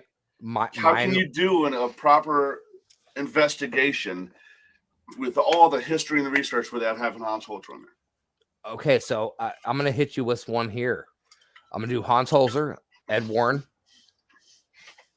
Harry Houdini, and then one living. I'm going to do Bill Murray. Really? I thought you said aside from the original 4 Ghostbusters. I did, but excuse me, no, not Bill Murray. Dan Aykroyd. Okay. His grandfather has written books on the paranormal. Yes, he's very in tune with spirit. Absolutely. Yes. So that would be my team. Hans Holzer, Harry Houdini, Ed Warren, Dan Aykroyd. Because you have the skeptic in there, and Harry Houdini. Which is strange because he told his wife, when I die, if there is a way to contact you from the other side, I will do it. Mm-hmm. And I knew she had seances every year on the anniversary of his passing for countless years. Every year. Whether they had anything happen, I do not know. I don't think they did. I'm curious to know if anybody went back to that area where they lived and has tried that again. I don't know. That's one of the things I do not know. And tried to use some of the gear that we have now that they didn't have access to back then. So that leads to another question. Do you think the gear is subtracting us or confusing us from what actually is going on. I think your best piece of gear is yourself. Correct in that. I will say that every single time. But I think gear, at least for me, because even though I've had several people tell me that I have certain abilities and I just haven't allowed them to come out or use them or nurtured them or developed them in any way, which it may be possible. I don't know. I consider myself dense when it comes to picking up on that stuff.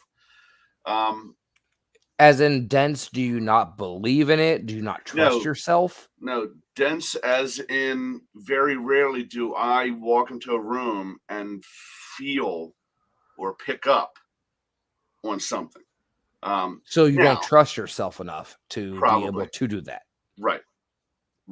Because one of the main things is I know so many people who do, and I do not know how to protect myself.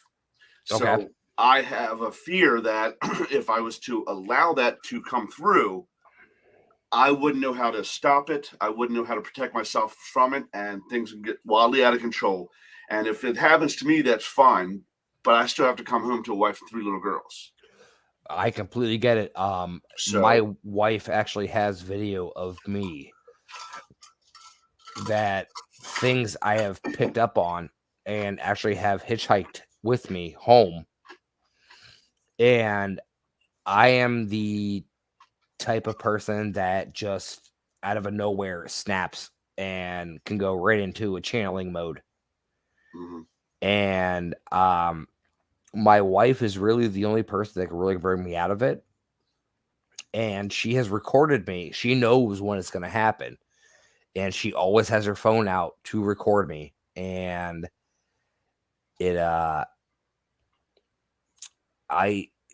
my voice completely changes. My facial features completely change. Everything. And I've watched the videos and I'm like, that's not me. Even though she's sitting right next to me, that is not me. And I get completely where you're coming from. And I don't want that to happen to myself. Like, it's definitely a very scary thing. So the gear for me is a crutch.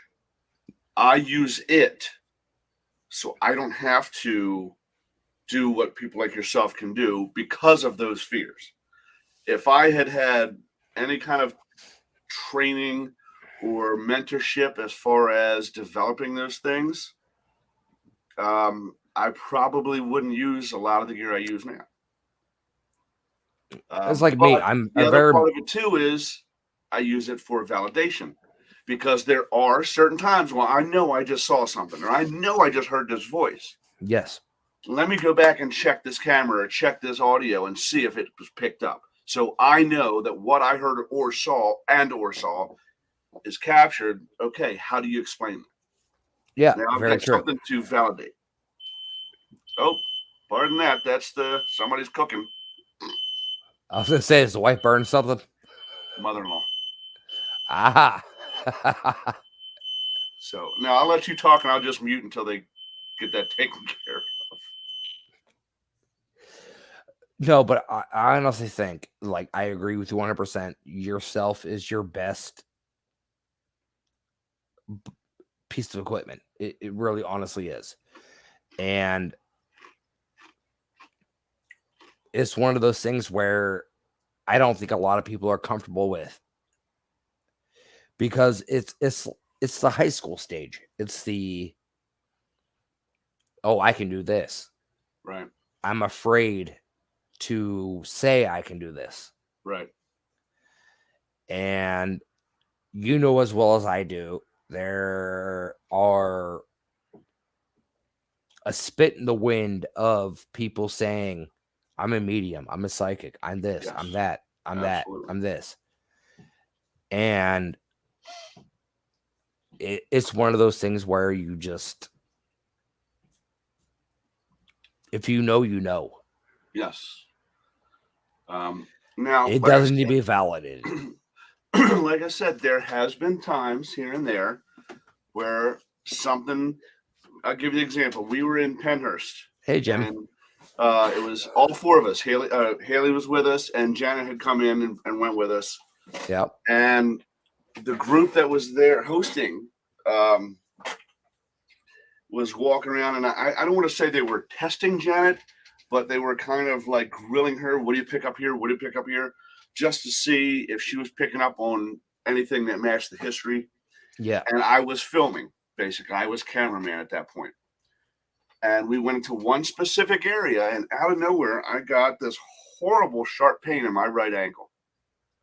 I mean, like to the point where I almost like just out of nowhere just crumpled. I knew I hadn't hit anything. I knew nothing had bit me. It just out of nowhere. Yeah. And so the guy that was with Janet was asking all the questions. I just kind of stopped and said, look, I'm the camera guy. I don't mean to interrupt, but the energy that resides in this area of the building, I said, he had a bad ankle injury, didn't he? He was like, yeah. I said, was his right ankle? He said, yeah. I said, he walked with a limp, didn't he?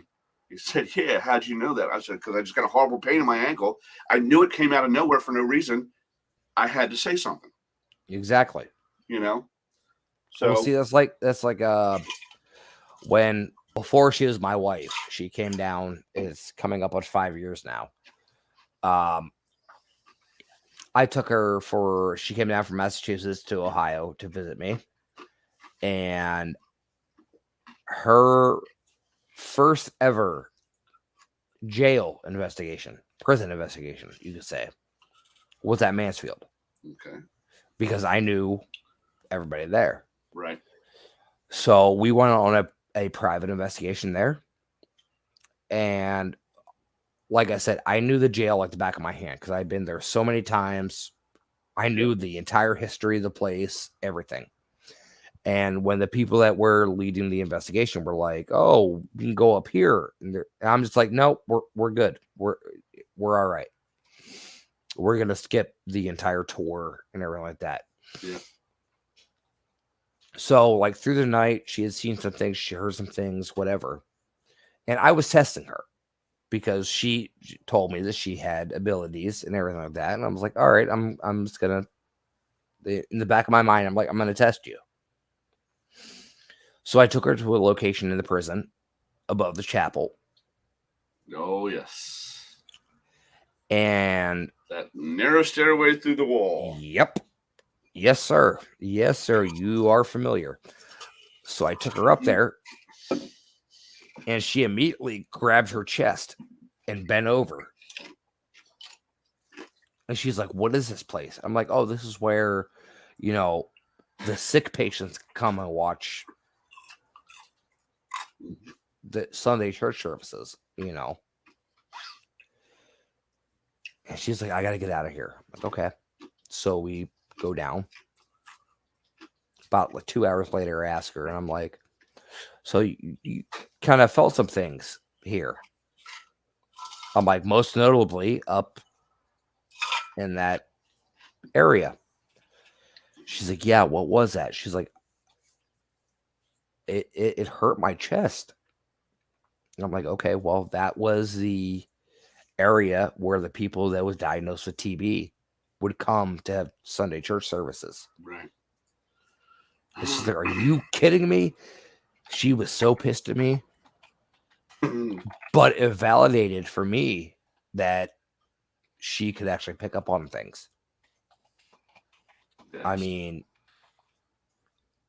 TB is a very awful disease that does affect the lungs. So, but I've had very interesting experiences all over the country. One of the places I want to make it to is actually Florida. Originally, my wife and I were supposed to go to Savannah for our honeymoon. And dear COVID has made everything so damn expensive. Yep. It's just not possible right now. So, so we're going to do the jump in the car and let's drive and see where it takes us. Nothing wrong with that at all. When I was a kid, 10, 11, 12 years old, we used to go down and visit my uncle who lived in St. Augustine. Oh, yep. Which, if you've ever been, is an absolutely beautiful city. Oh, it's amazing. I've been and seen the Ponce de Leon area. I've been down, and I don't remember the name of the street. It's a street not far from the Ponce de Leon thing. Have you seen Robert, though? What's that? Have you seen Robert? No, that's down in the Keys. Oh, is it down in the Keys? I thought it was St. Augustine. Yeah. Nope, that's down in the Keys, and I've never been down that far. But there's a street in St. Augustine that is lined with the trees that grow up, and it's a giant tree canopy. Mm-hmm. And so even in the middle of the hottest and sunniest of summer days, it still looks like it's evening. It's just beautiful. But we went to the old, it was Old Spanish Fort, wasn't it? Yeah. Old Spanish Fort down there in St. Augustine, which is incredibly active. And again, 10, 11, 12 years old, before I even knew what paranormal activity was, I had no problems walking all around. Mom, I'm going over here. I'm checking this out. Okay. And, back in those days, you didn't have a problem letting your kid wander off at that age. Yeah. Because, didn't have all the sickness we have now. But if back then there was Gacy and everything else. Right. But even then, I remember going into one of the prison cells in the lower levels and just remembering the feeling that I got of, if I'm in here, I'm probably not going to make it out alive. The sadness, hopelessness. You were soaking in all those feelings. Room. Right. Oh, yeah. And then remembering saying out loud to myself with no one else around, I shouldn't be in here. I'm going back upstairs. Yeah. So, but yeah, that place was beautiful. All right. So. Well, here's what we need to do. All right. We know the Bel Air house that you've never been to. Yes, sir. And we have some time coming to us there. So as soon as we can set something up where I'm actually able to attend because I don't have to work Saturdays anymore, we will do so, and we'll schedule with you. Yes, sir. And then in the same token, since you're such good friends with Miss Sharon Dawn Coyle, anytime you want to set something up to get back to Rolling Hills and I'm available to go because I don't have to work Saturdays anymore, whenever that may be. I do want to set up. That's something that the wife and I have talked about, setting up a private investigation at Rolling Hills with a group of 10 people. That way it is very small and intimate. And I mean, even that place, you could have 20 people in there not running a single person. Yep. So, I mean, that ironically enough that you say that, because it was about 20 people that were there when we went. And okay, so the common room where you keep your equipment, and they have green room table and all that, right? Yep, the green room. Come out, you go to the left, and there's a set of stairs that goes down. Correct. When you come down to those stairs, you come out of the stairwell, so to speak. Mm-hmm. To the left of that, at the end of that hall, is a room. And to the left of before you get to the room on the left, it's almost like a cutout. And I think it was like lockers. It used to be lockers there. Yeah. And there's a steel door that if you were to go through it, would come back out into the stairwell. Yes. Yes. Okay. That steel door was welded shut. Yep. Okay. Jim is setting up just outside that locker area facing the room at the end of the hall. And I said, I need to go back up. I left some batteries up there. So I go back upstairs to the common room there. And I guess for some reason he thought that I had come back down because he saw Sharon just told me the story a couple months ago when we were down there. She just told me the story. Yeah, where he turned around and saw a man standing there and said, "Excuse me, am I in your shot?" Thinking he was setting up somewhere where this guy was already setting up, and the guy never said anything to him and went through the doorway. And I come out of the stairwell. He said, "Where'd he go?" I said, "Where'd you go?" the guy that just walked into the stairway. I said, I'm the only one upstairs. He swore on his life he saw it, and he went. I said, not only how did he walk through the door? Number one. I said, number two, that door's welded shut. He couldn't open it and went through. So, yeah. And again, here he was thinking he was running into another investigator shot, and 20 people there. There was nobody even in. You could put 30 people. You could put 30 people in the rolling hills, and you never run into a single person. That place is so massive that you can't. The same way with Hillview Manor. It's the same way with another place we've never been. No. Hillview. Yeah. Hillview was amazing. I actually did a Halloween event out of there with my group, and it was absolutely amazing. Actually, there's I'll send you a link for it, but I had some very interesting things happen to me at Hillview that was actually captured on camera. Nice. That I cannot explain, and it was probably one of the best things that ever happened to me. Russ, have you been to South Pittsburgh before? I have not. That's one we've sort of really been anchoring for a while, and COVID sort of knocked things all back. Exactly. I've really wanted to get down there, but I have not been down there yet. And like when I lived in Ohio, it was right there. We'll keep you in mind, and that's great. Yes, please do. That would be fantastic. And we have to get our buddy Mike Simpson because he's been there a number of times. And he's friends with the owner and stuff. We actually have two good friends who are friends with the owner, so they can hopefully set something, Yes, please. If you do Old South Pittsburgh, please let me know. I mean, that'd be awesome to do. I've never been there myself, especially living in Ohio. I don't know why I've never been there because it was just a short jaunt, but it'd be definitely great to see.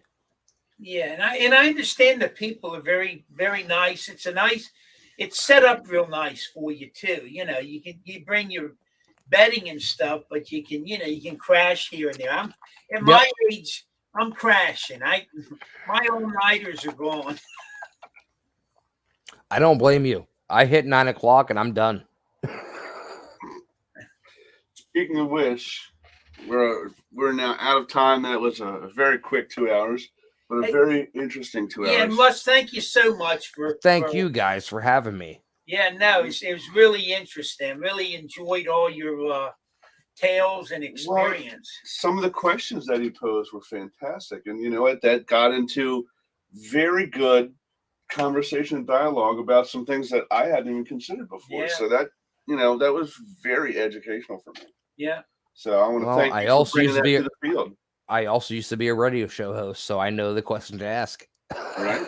There you go. Well, you got a good radio voice. Yeah, you got a face for radio. I mean, a voice for radio. Yeah, absolutely. I do, not the face. It's a face for radio. That's for definitely sure. Well, thanks again so much. And as soon as we can get some of these things set up, schedule willing, we will get these done because we've got to get to an active location. And get some it's been a while. Done. We're sort of biting at the bit. Yes. Hey, Hoover House in November. Well, I mean, we're always there, but I want to get someplace new, someplace different. You'll love it though. You will. You will. It's like I said, it's the spirits there are very inviting, very comfortable. But yeah, if you're looking for a place that somebody's going to get pushed or scratched, or you're going to get out, you're coming to the wrong place. But they're very revealing. I mean, we really talk what I consider a lot of high-end intelligence and very amenable. Get some interesting insight. And just to throw this out there, we've even had with family instance, health issues and that, we've had our loved ones come through and tell us, give us a heads up, and it's turned out to be true. So we really feel blessed. I mean, what a marvelous gift to be able to connect with your family and they give you a heads up on, a critical health situation or something like that. That's awesome. That's awesome. So, yeah. Thank you guys so much for having me. I really appreciate it. Russ. Yep. Thank you so much, my friend. Enjoy the rest of your Memorial Day weekend and stay safe. And All we'll right. be in touch, man. We'll see you. All right. Take thanks. care. Thanks. All right. And thank you all for staying with us and joining us on our new time and date. So we will be back in 2 weeks. And hopefully I was trying to get Lori for next 2 weeks. So I should hopefully have a yay or nay on her this week. So as soon as I learn, I'll post that up and we'll let everyone know. Lori, when she comes on, we'll be doing readings on live. And I am still trying to get that one special guest. That movie is in post-production now. So as soon as we have that guest, we will let you know. Everybody stay safe and enjoy the rest of your holiday weekend.